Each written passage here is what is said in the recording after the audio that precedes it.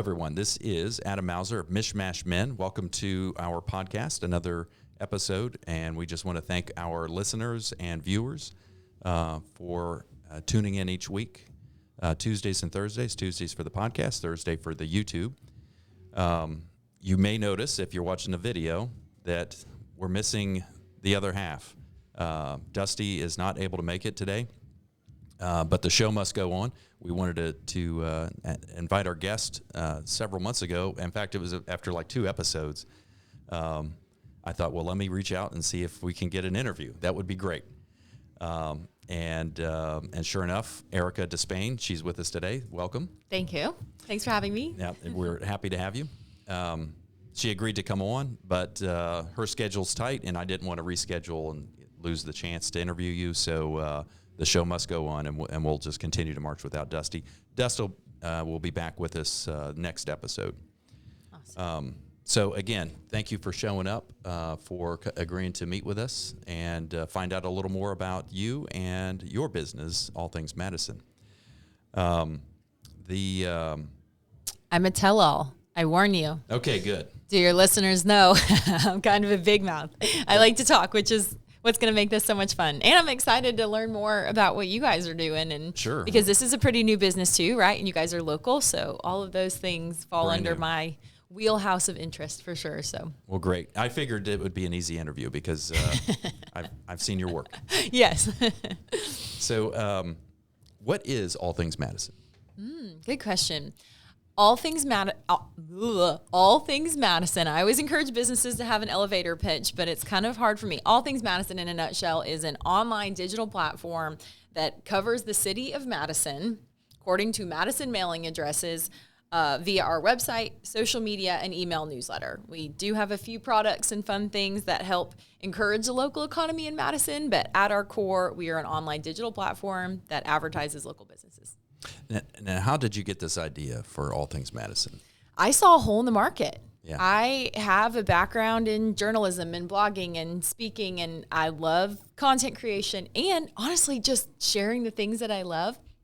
And I saw a hole in the market for things that were being shared online in the digital space about the city of Madison. Mm-hmm. Huntsville was covered up. All the big cities were covered up. Madison is not a, quote, big city, but it's all relative, right? Right. I mean, we've got 56,000 people that it could serve, and when there's a hole in the market, I said, I have the experience, let's go. Now, did you try this elsewhere? Because you were, you had moved around a little bit. You're from this area. I'm from this area. Mm-hmm. So we were an active duty military family. My husband was active duty for 8 years. So I worked as a teacher for a few years. I was in journalism, switched my major, so that I could teach journalism in English once we met and decided that we were going to do this thing and get married. And journalism's a little tough in the military world. Yeah. So I taught until I had children. And then while I was staying at home with our babies, he was deployed, I had a blog that I'd had since college. And I was one of those that never stopped blogging. It was really big when it came out in like 2007, 2008. Yeah. I never stopped. I learned how to monetize it. Long story short, here we are. So that transition, you had that idea and the timeline of that. So you just celebrated 3 years. 3 years, May 1st. So I'll do a little math here, public math. About 3 years ago, that's when the whole COVID fiasco started. Yeah, so there was like math. shutdowns and stuff. So, right. So how did that affect you? Yeah, so I'd had the idea swirling since 2019, and then January of 2020, I said, let's do this.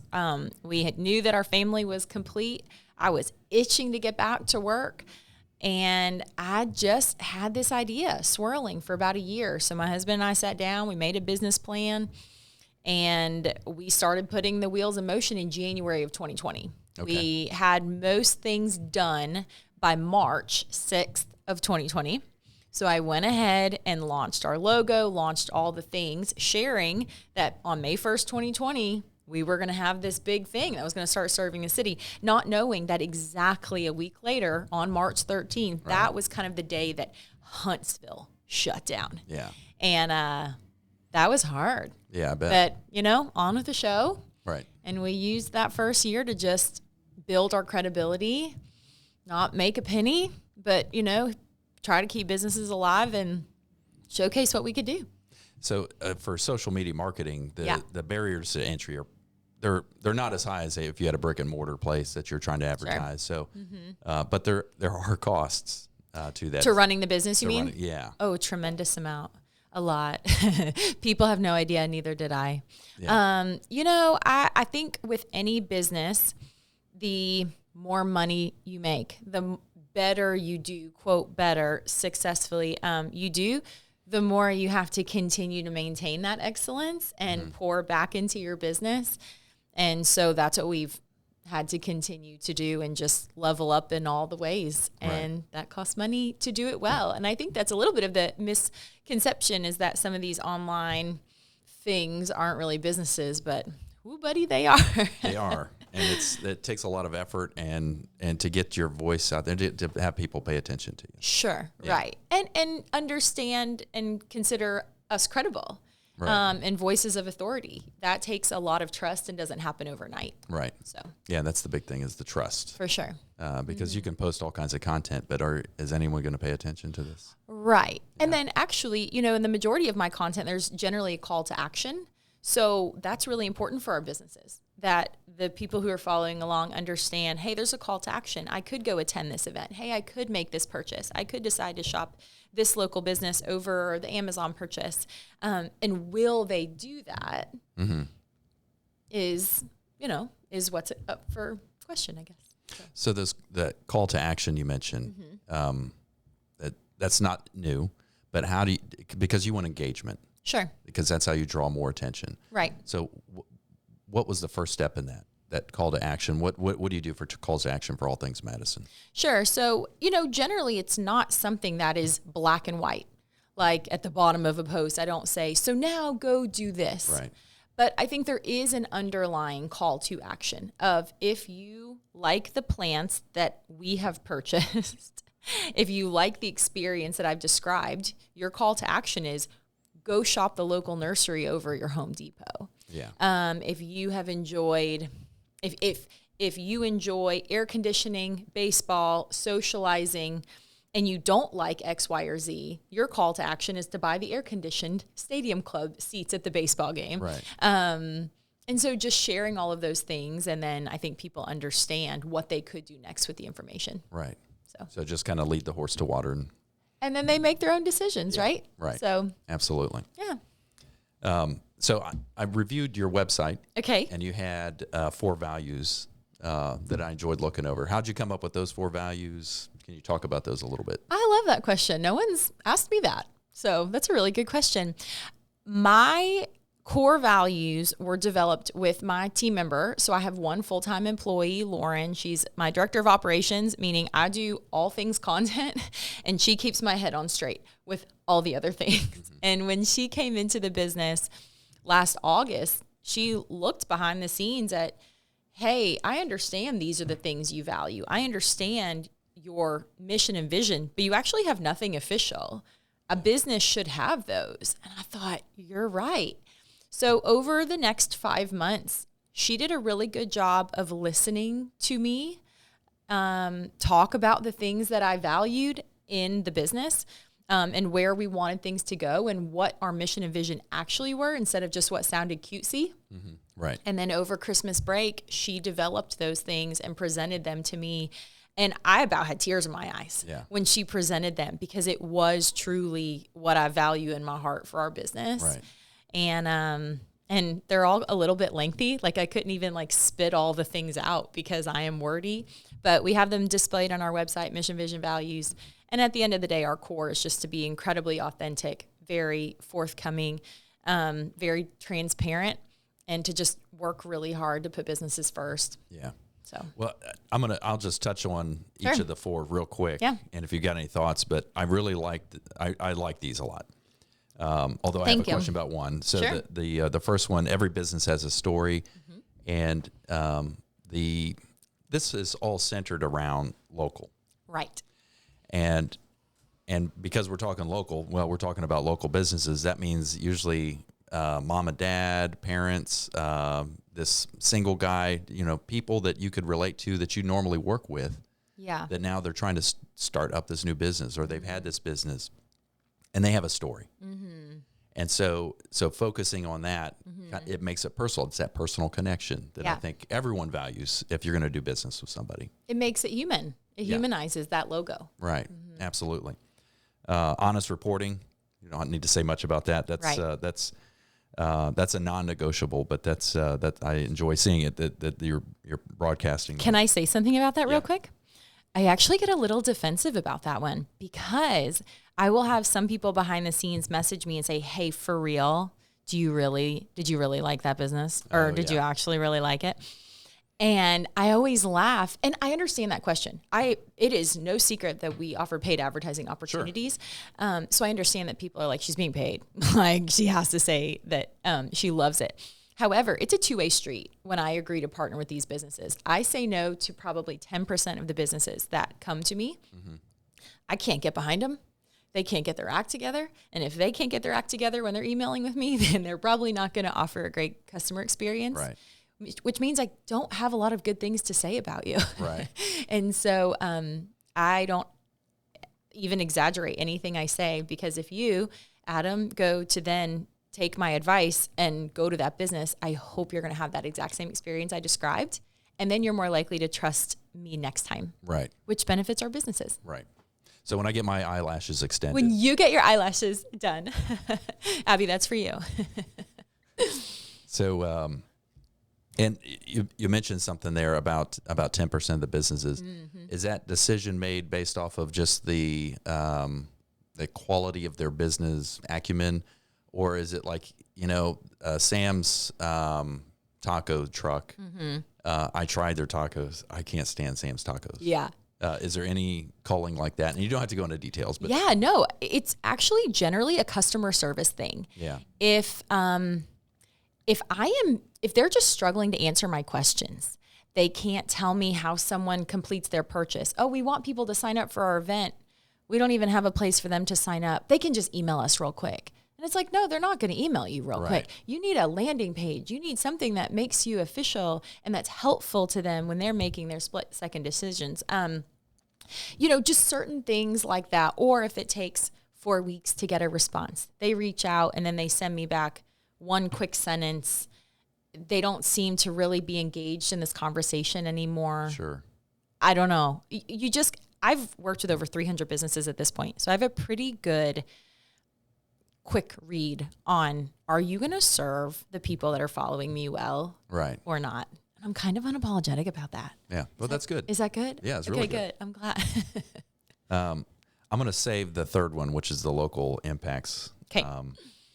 The one I had a question on, make resources available to all levels of businesses. Yeah. Can you talk a little more about that? Sure. So this is the age of the side hustle. Yes. Everybody has a business, because you know what? You can. I mean, if you have an interest in something, you can listen to a podcast. I mean, podcasts are some of the best way to learn about topics, because you just put in your earbuds, drive, go about your day. You can just information is readily accessible. Then you just need a little bit of your own gifts and self-motivation and maybe some finances to go forward.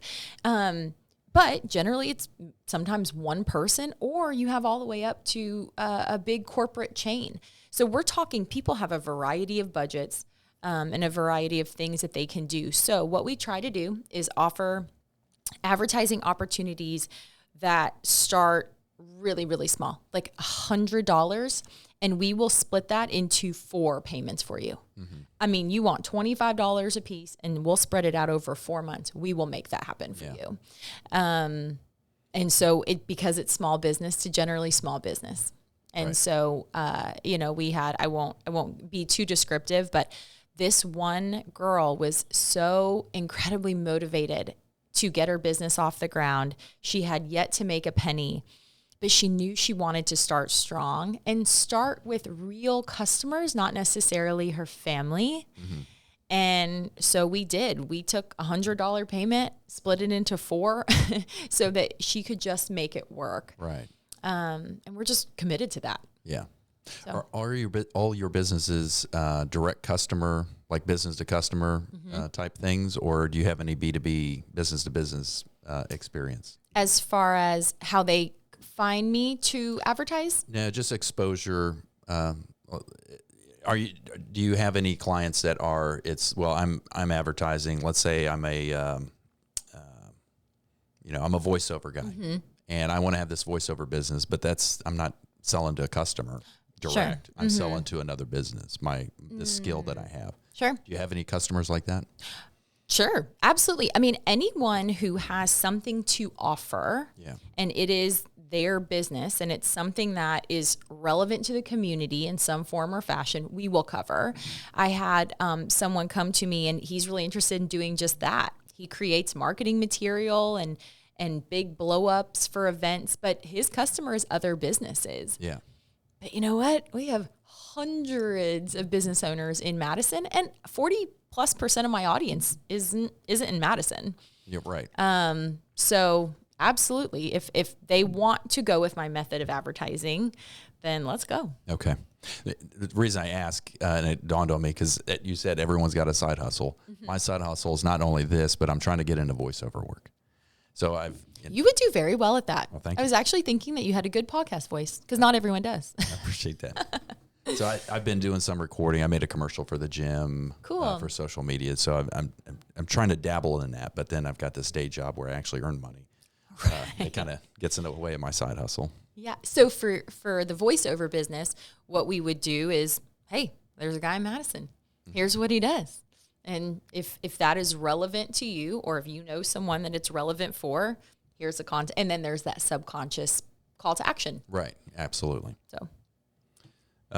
So let's dig a little bit into the local impacts. Okay. I mentioned before we started recording, I had my own opinions about buying local, and my opinion was the truncated version is, hey, I'm a consumer. I want the best value. If that best value means I'm going to go to Walmart or one of the big box stores, whatever, fill in the blank, that's where I'm going to go. Sure. Because that's the best price. That means the most to me. That's what I value. Sure. And then with the it wasn't the COVID so much, it was the quarantine and the effects of it and who was allowed to stay open. Yeah. That I started really like looking around like, well, why mom and pop restaurant can't stay open, but Applebee's? Sure. Not to pick on Applebee's, but they're a big chain. Right. And it was frustrating. And so then I flipped completely. So now I try to go out of my way Interesting. to do local. So what are your thoughts? So I agree with both mindsets that you've had and still struggle with both mindsets. Let's take a children's birthday party toy, for example. So here would be my struggle. Here's the dilemma. I have 3 kids between the ages of 3 and 9. So we go to 17 birthday parties per weekend. Yeah. And so I need a second job to afford the birthday party gifts. And so do I go to Target and get the $30 gift where that's going to get me a game and maybe a pair of cute pajamas or something else? Or do I go to our local baby and children's store where gifts are a little more pricey? Which one? Generally, 9 times out of 10, I am going to go to the children's store. And here's why. Though the gifts are a little more pricey, I find that I enjoy the experience more because I'm just somewhere that's a little bit unique. B, they have things I cannot find anywhere else, meaning there's going to be a good, you're just satisfied with the product that you buy. You feel good about it because generally you're talking straight to the owner. Right. When I go to this particular store, the owner is the one that rings me up. She's going to package it, put a cute little bow on it, etc. And it's just overall a really good experience. And so for that reason, because it's more than just spending the money, it might be a little bit of a lesser gift. Maybe it's 1 item instead of 3 at Target, but the entire experience was positive. I find that it's that way with restaurants, that it's that way with our nurseries. That's another perfect example. Yeah. You could get flowers a little bit cheaper at Home Depot, but there's something so nice about going to a local nursery and just walking around, enjoying what they have. There's an educational piece to it. There's people that are helpful. They're happy that you're there. So I find that if you can find a good local business where you have a good experience and a good product, continue to go back. Right. Now, if the local business stinks and they're not appreciative and you don't actually enjoy what they have, then they're getting in their own way. and okay. Yeah. But if it's one that's Makes it great, easy. it makes it easy, right? But if it's one that's great, it just almost takes the decision work out of it. Have you seen like the landscape, at least statewide, maybe even regionally, or maybe even the U.S.? Is there more Erica DeSpains running around, highlighting local businesses? How's that? Do you think that people are changing their minds like me? Oh, 1,000%, because our local small businesses, where there's only one of them, I mean, there are very few small businesses, this is in my opinion, very few small businesses where there's only one location, like a lot of the ones in Madison, that are just making bajillions of dollars. The majority, I would say, are struggling weekly to keep their doors open. Yeah. Truly, every $100 purchase makes a difference. And I think because there are more online voices that are highlighting complimentary, because a lot of people just want to be content creators. So they're just advertising all these businesses for free, trying to gain their followers. And it really helps those businesses. It's really a win-win for both parties. Sure. Helps the local businesses, but it also helps the content creators that are trying to grow their own business in the meantime. So for sure. So what's your day-to-day like? Because you're posting things. There's a lot of content. There's a lot of content. So, do you sleep? Mm-hmm. Okay. Yeah, I love to sleep. Yeah. So you get up in the morning and you're go. I am go. So I am a very routine person. I thrive on routine, and when I'm out of it, I get a little whacked.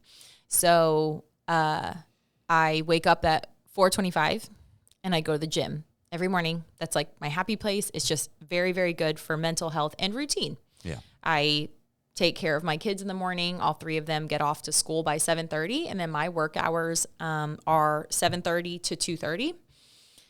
I don't do lunch date with friends. I don't run errands. I don't put a dish in the dishwasher. That is my work time, because to be honest, I need every second of it and really do consider it just like if I was at the office. Sure. And that is why I'm able to take on the amount of work that I do, because I do work so many hours. As an entrepreneur, there's a direct correlation between how much you work and how much money you make. Right. So of course I would love to work 20 hours a week. Who wouldn't love to work 20 hours a week? But I make a full-time income. Right. I can't expect in year 3 to make a full-time income on 20 hours of work. Right. So I have to be very self-disciplined in that. 2:30, I try to shut down and I pick up my kids and parent and do all the things. I'm a very social person. So we love to, so what a surprise. So we love our family and friends, and just try to stay balanced, because I just don't want to burn out, because as an entrepreneur, you have to stay motivated, right. Self-motivated. So out of those work hours, the 7-ish to 2-ish. 7:30 to 2:30. 7:30 to 2:30. Is there a certain part that you dedicate to, like, well, I need to do research on the following topics, and then I'm going to record? It might be slightly event driven, because if there's a grand opening at the Maple Biscuit, Maple Street or something, then obviously you want to be there at that. But Sure. Do you have that kind of part of your day regimented? Yeah, I listen to a podcast. Like I said, podcasts are great. I listened to a podcast a couple of years ago that was recommended by a friend that talked about think about what do you need the most brain power for? Right. And when are you the most awake and motivated and all the things? For me, that is 7:30 to 10. Yeah. I mean, I could run a marathon from 7:30 to 10. So that is generally when I do all of my email responding and my written content. Because written content is hard. Yeah. I mean, it's even for someone that loves to write, you've got to focus. And so that is generally when I will do that, and then do things that maybe don't require so much self-motivated. Like, this is not hard for me. This is fun for me. So we're recording at noon. Right. And so I try to block my day like that. Yeah. You brought up, there's an interesting podcast that I got turned on to by two different folks. Actually, it wasn't a podcast so much as a book, but it was Working Genius. Pat Lencioni, he does a thing on, he wrote the 5 dysfunctions of a team, and then he came up with this Working Genius concept. And, the idea is that you organize your team, and based off of these working geniuses, these 6 categories that he's developed. It's basically kitchen table psychology. Yeah. I love Applied kitchen table psychology, and it's really good. It's one of the best things I've seen, but it reminded me a lot of the things you're talking about are things I've heard on his podcast, Working Genius. I'll tell you more about it later if you're interested, but it's... I'm all over that stuff. And especially when it comes recommended from someone who has found it very applicable and credible, then I'm all over that. He talks about what brings you joy. Like the idea is like you can't have this job where all you get to do is the things that bring you joy. So 2 of the 6 those are the things that bring you joy. 2 of them are competent, and then 2 are like your drags. Now you're going to have to do those things. Yep. Truth. But at least recognize it, know yourself, and then you can know others a lot easier. Yeah, that's so good. Yeah. That's people, I wouldn't say I hear this comment as much anymore, but it reminds me in some of the early days, people say, oh, you're so lucky. You just get to try on clothes or go get eyelashes or do X, Y, and Z. Eat biscuits. Oh, because truly I do go to, I could go to a press event, breakfast, lunch, and dinner 5 days a week. Like I could go eat all the free food, and it's not great for my waistline. And so because there's so many great businesses, people think that's what it is because that's what's public. Right. And that is what I love, right? The behind the scenes, though, is not always the most fun, but it is crucial to the things that people see publicly. Right. And so if I don't like all the non-fun stuff, I don't get to do the fun stuff. Right. And I think that's important to know, just in entrepreneurship in general. Right. Yeah. Like, here's the yuck, and I got to do it. Well, a lot of folks will see what they want to see. Oh, yeah. And, there's this threshold that you get in like corporate world of executors of people to do whatever function. But then when you have that step function of going up to management or leadership, there's the things like, well, I have this problem. You ask around, has anyone ever had this problem before? Not like that one. And you have to figure it out. Why? Because you're the last person. Yeah. Same thing with being an entrepreneur. You have to figure it out. Right. Buck ends with me. That's right. I love it. That's good question. So where are you going with All Things Madison? Is it going to continue to grow? Are you going to get a bigger staff? Are you right-sized right now? Oh, me. Do you mind if I do a time lapse for you? Fine. Because I am a content creator. It'll look cool later. You can ignore it. So where are we going? People ask me that all the time, and it's a great question because the online space is changing. So we are committed, and I say we because I do have a full-time employee and 2 contractors. We are committed to creating online content for the city of Madison wherever people are online. I mean, AI is changing the game. Yeah. AI is blowing everyone's minds.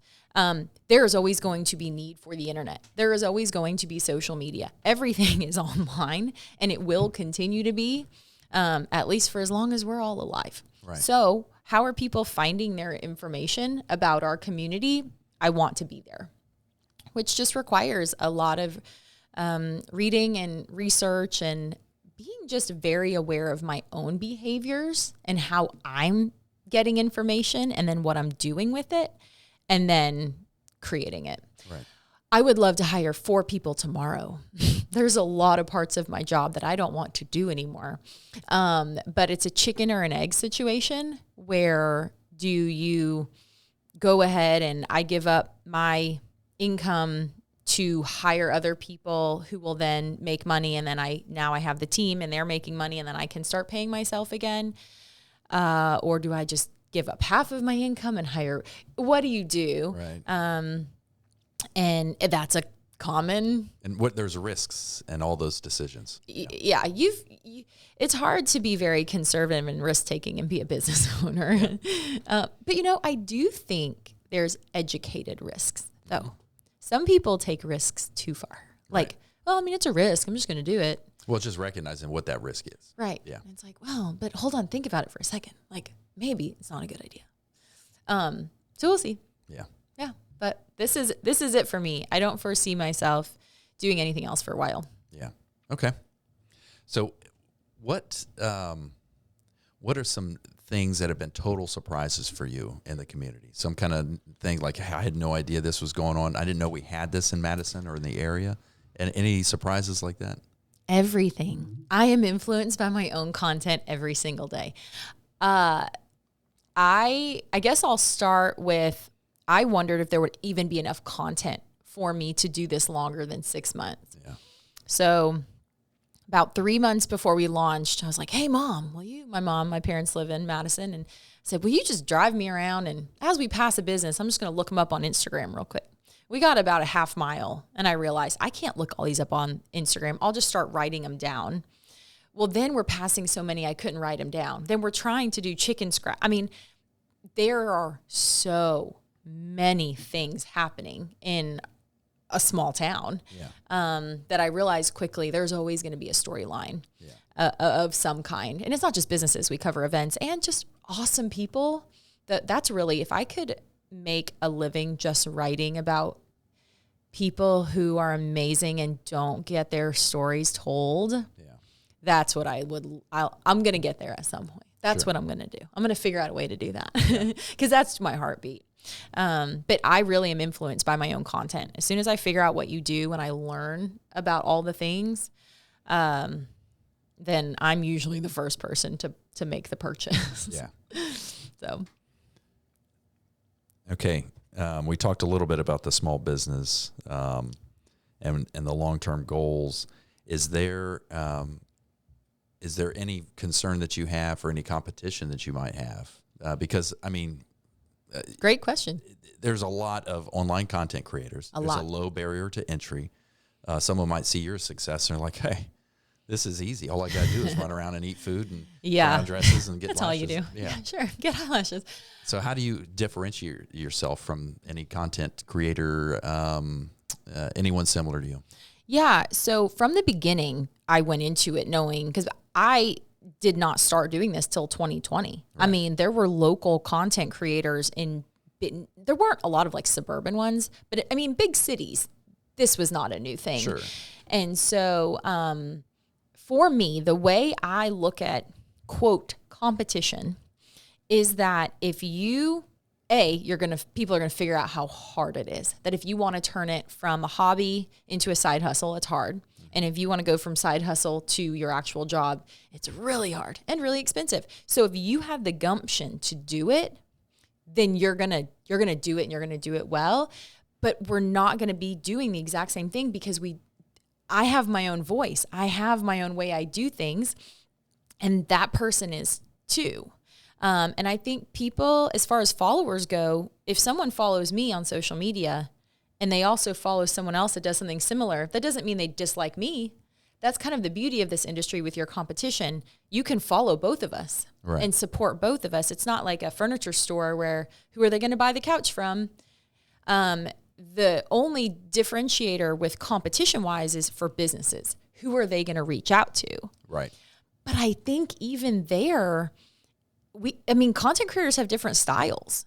If you don't like what I do, then I guess we're not going to work together. Mm-hmm. I mean, if you like what someone else does, then go for it.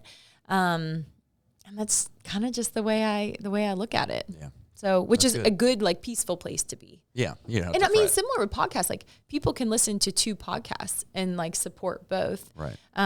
They love this one and then they love another one. So it's good in that regard. What, have you ever thought about doing a podcast? No. Or augmenting? No, I don't think so.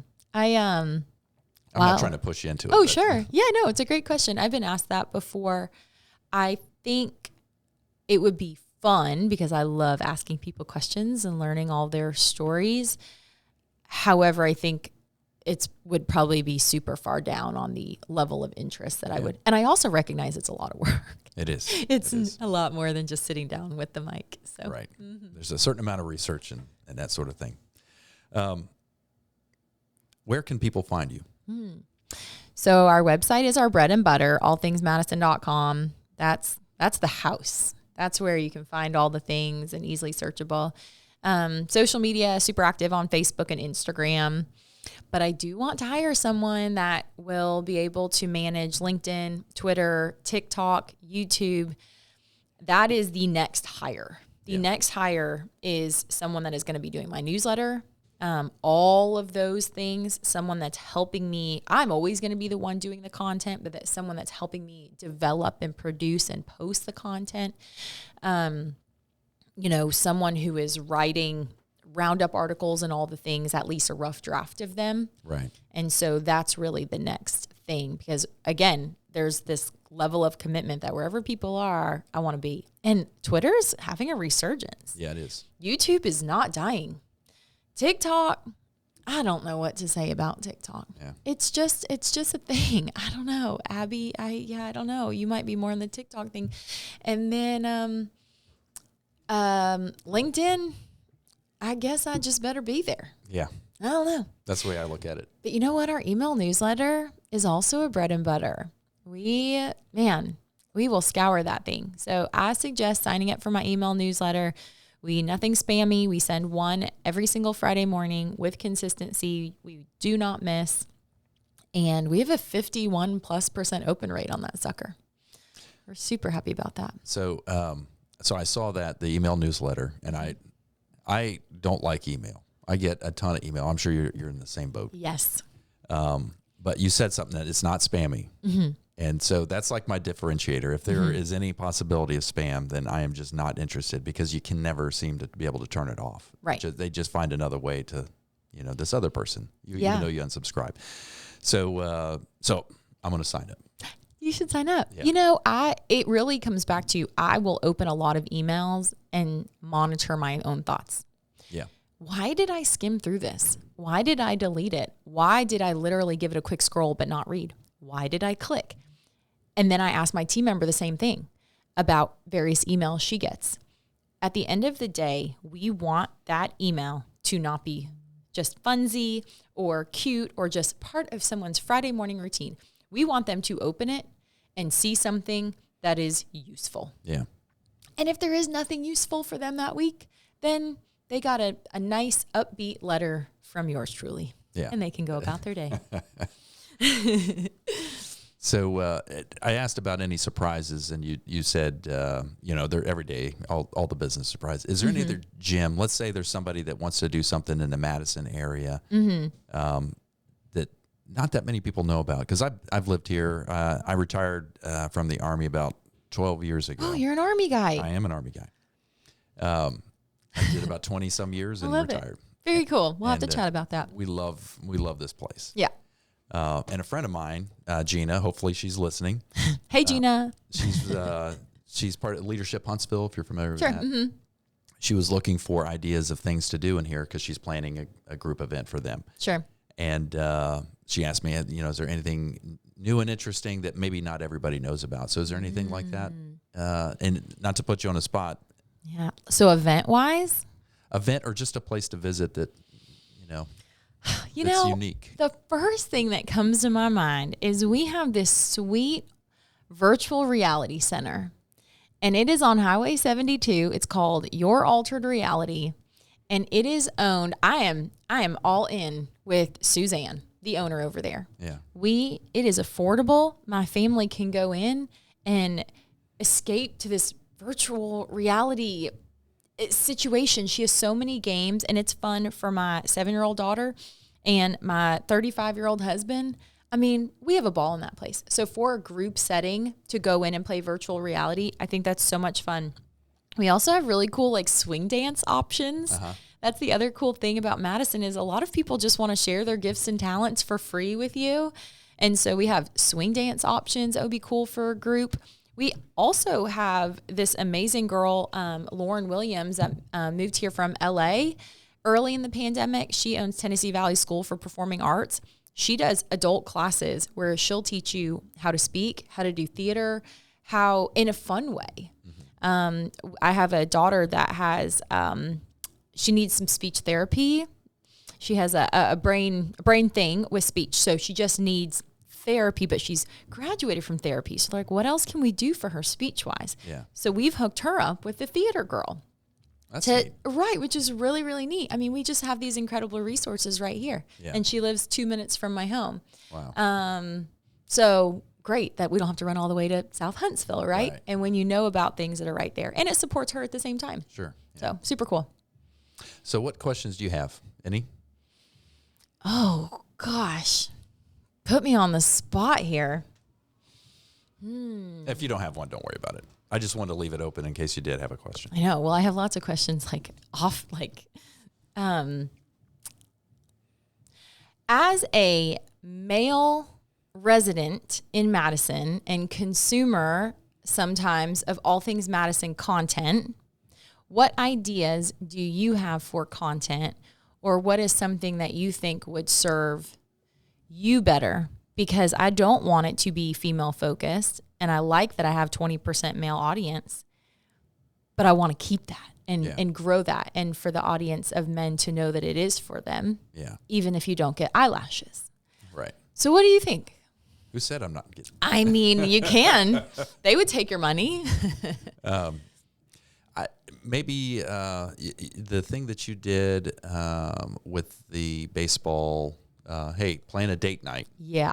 And watch it air conditioned. I love baseball. I like going to the trash panda games. In fact, I'm at a barbershop course and we sang the national anthem. Cool. It was this month. That's June. so fun. And love the games out there. But some days it's just hot and muggy and you're like, I don't know. Right. So kind of date night ideas like, hey, take your wife out to this. This would be a great or hey, there's a thing for if you have young men, little boys, and you want to take them to, there's a fishing expedition thing, or a boat, whitewater rafting or some kind of rafting thing. So events like that. That's cool. And I like to eat. So I'm always in on food. Too. I really want to go to that maple biscuit place.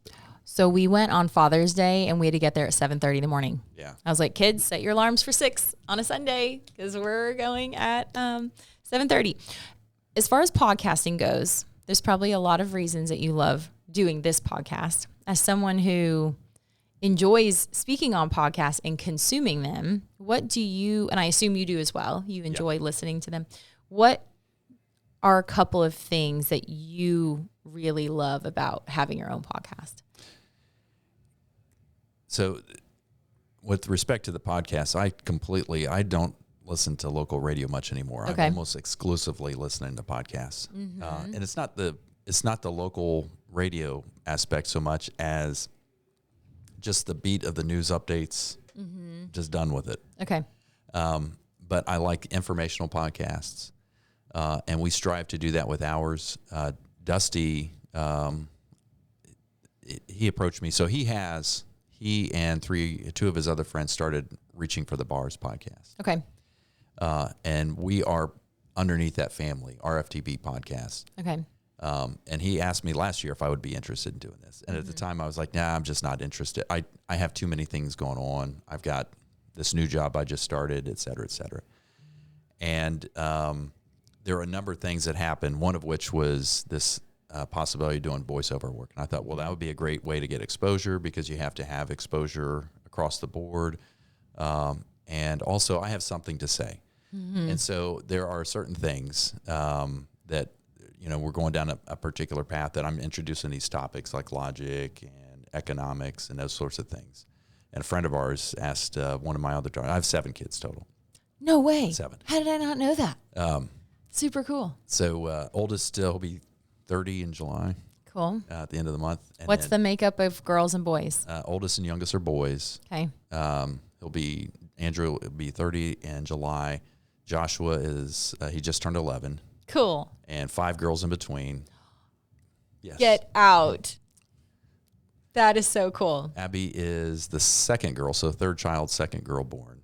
And like we mentioned, she's a student at UNA. My oldest. So your oldest must have lost his mind when the baby was a brother. Well, he was actually out of the house now. He was leaving to go to school. That's true. And so when we found out. So that's super cool. And my oldest girl, she just started PT school, physical therapist school down at Sanford. Awesome. And so anyway, we have 4 in the house now. Abby comes and visits from UNA a lot. So a friend of ours asked Sarah, are you listening to the podcast? She goes, well, it's the same stuff I've been hearing for years and years and years. because it's the same, like these are my interests. These are the things I like talking about. Okay. So anyway, that's how I got started on this podcast business. And it's been interesting. And we want to do more like interviews, just interspersed every once in a while. Yeah. Are you familiar with the North Alabama Zoological? Yes. So Ethan Woodruff works for me. Awesome. And Small world. Yeah. So we're He gonna let have me him break next the month. zoo story. Yes. My biggest story to date. Went bananas 2 years ago. That's So, awesome. Yeah. So we're going to have him on next month and talk Cool. about his efforts to grow that. So, Yeah. One more question, if you don't mind. Yeah.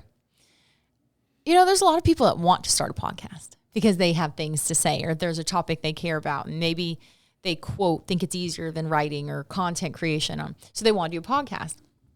What advice would you tell someone about running a podcast? Because you now know it is more than just your sit down for an hour a week to talk. So my advice is I overthought it because the way I looked at it, when Dusty asked me, I looked at it as like, well, I can't commit to something like that indefinitely because it's an indefinite commitment. Sure. If you look at like most podcasts, they go a few weeks, a few months, and then they're done. Yeah. And I didn't want to be one of those. No. And I think I can't remember what the number is, but if you've been at it for a year, you're like in the top 80% of all podcasts ever. Wow. And that's it, just a year. There's people creating it left and right. So just think of it as this is an indefinite commitment.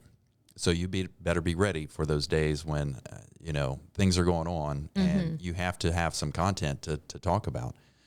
And so we've only been at it a couple of months. We're at we just broadcast episode 12, Abby.